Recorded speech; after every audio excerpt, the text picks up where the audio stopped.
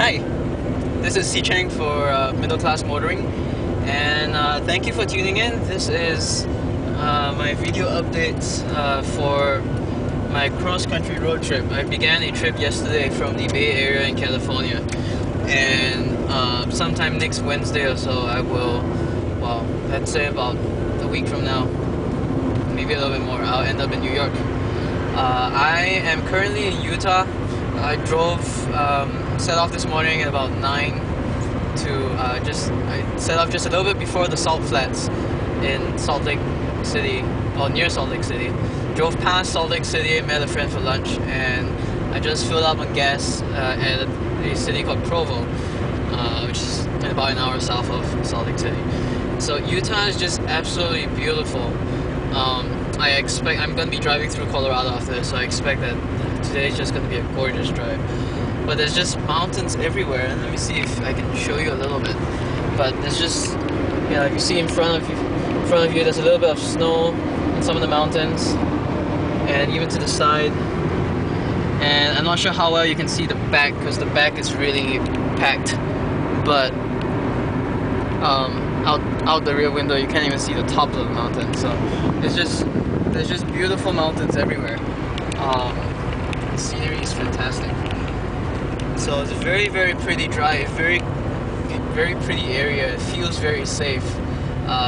Yeah, the friend I met for lunch said that this area is extremely safe. Utah, I believe, is about 80% Mormon, which is interesting. I wonder how that affects how they drive, maybe. But I've noticed a couple of things since driving in. One was that on the 80 coming in, where it was just pretty empty and 2 lanes on each side and still pretty much in the middle of nowhere. Once we got into Utah, speed limit was 75. I was going at about 80, and I was hardly passing on anyone, and people weren't really passing me. Now I know I said this about Nevada, but I noticed it even more for Utah, that just any vehicle with a Utah plate didn't seem to be going more than 5 miles an hour over the speed limit. And in fact, pretty much all the cars that passed me before I got into the populated area, which is Salt Lake City, pretty much all of them were out of state. Nevada plates and Tennessee and whatever else there was. So maybe Utah folks just are much more. I thought maybe they don't speed that much, but then I got into town. I got into Salt Lake City and got onto the. I was on the freeway and I realized everyone was doing 75 and the speed limit was 65. Everyone was doing 75 to 80, and it was really interesting because the whole freeway was just extremely homogeneous. Let's see how well you can see this. Even right here, right now, I guess it's a little bit less obvious because there's only 3 lanes. But still, you kind of get the idea. You notice everyone's kind of going the same speed, and there's even a truck in the middle lane. People aren't really passing him on the right, and I guess are kind of slowly passing him on the left. But everyone's just kind of going the same speed, and it's really interesting. And it's completely different from California, where on the freeways, at least in the Bay Area, you get the trucks going at about 65 or 60, and then you get some cars going below the speed limit, some cars at the speed limit, and then most people are driving like 5 to 10 over, and then you get the random people who are going like 85 or 90. So yeah, that's kind of interesting to watch, and I was definitely very glad to have more cars around me, because when you're driving a long time on a very empty road, it gets really boring. Once there's more traffic around, I just feel more engaged, so that's a good thing. So yeah, this should be a very, very nice, pretty drive. The other interesting thing about Utah that I noticed was that, and I'll post a photo of this somewhere on the blog, but they don't really have street names. What they do is you'll see a road sign for multiple exits, and you'll say 9200 south, 10,100 south, 5200 east, and that's how they name their roads. And in fact, I was supposed to meet my friend at her office, and her workplace the address she gave me was 1500 north, 1200 east, or something like that. And I was like, what the heck is that? And she's like, it's the GPS coordinates.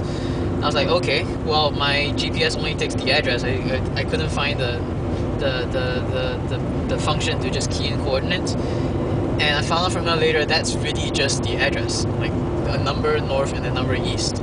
And if you key that into your GPS, it probably will be able to find that for you. So it's a very systematic way of organizing things. And actually, if you think about it, most of the time when we use street names, you know, it's purely for practical purposes. You know, where to go, where to find this business. So it kind of makes sense to just use numbers, because then you know that, you know, 400 should be next to 450 or something like that, and you know which direction the roads are going, and just from the address you can kind of tell which part of town or which part of the area you're supposed to be at. So that was interesting too. And I guess one last thing was that it occurred to me, so I know yesterday I made a comment that this 99 Honda Accord that I'm driving, which by the way got 32 miles to the gallon yesterday, which is, I thought, really good for a really fully loaded car, mid-sized car with decent amount of power. But I made a comment yesterday, and I said that this car was surprisingly good for road trips, for just, you know, a popular mid-sized sedan. Oops, that's my phone. Excuse me. And I thought about it last night. And I was like, I realized how that sounded. Like, of course it's gonna be good. It's a mid-sized sedan. It's a family car. It's designed to be comfortable. And so I realized I should qualify what I said. Mid-sized cars are designed to be family cars. They're designed to be comfortable to drive. But most people, especially in America, the average driver drives not because he or she wants to, but more because he or she has to. It's a practical thing, you know. And even a lot of people who say that they love driving, a lot of times what they really mean is they like going straight on the freeway for a long period of time because it gets them to new places and you get to see new scenery. But, you know, so you know that you actually like driving for the sake of driving if you're the kind of person who likes driving on windy roads, you know, or you like the feel of different cars and seeing how they respond, and feeling the power and feeling the G-force or the centrifugal force around the corners and stuff like that. So us on the car block, me, Harvey, John, and Nick, we like cars and we like driving, and I mean that in the sense of we like driving for the sake of driving. And cars like, say, the Toyota Camry, which all of us hate, is designed specifically to be so comfortable that it's just far removed from the driving experience. You don't really feel the discomforts of driving. You don't feel the speed. It just kind of cruises along, and that's great for the freeway. But the moment you get onto a windy road, you realize you have no feel in the steering at all. You kind of have to think a lot as to just to try and keep the car in the bend, as opposed to, you know, just going by feel, because there's nothing to feel. And so what I meant by that was that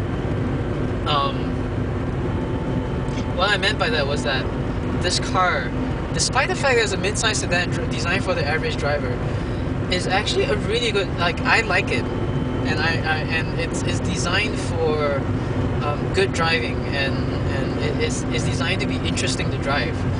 And so, like, even driving through the mountains, I felt completely in control, and I felt very happy. So anyway, that's all from me for now, and thank you for coming to our blog, and I hope you enjoy it. Take care, have a great day.